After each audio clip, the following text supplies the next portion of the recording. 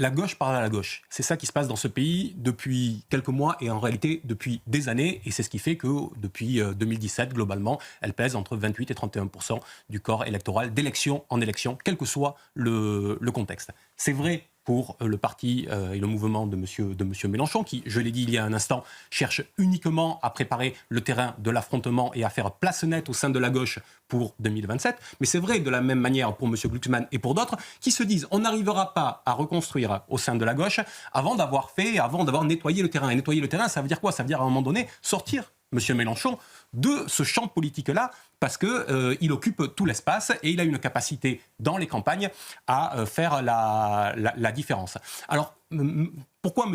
Glucksmann n'a pas fait ça avant? D'une certaine manière, comme dirait l'autre, le Vatican, combien de divisions? Si je ne m'abuse, M. Glucksmann a un représentant à l'Assemblée nationale et pèse de bien peu de poids.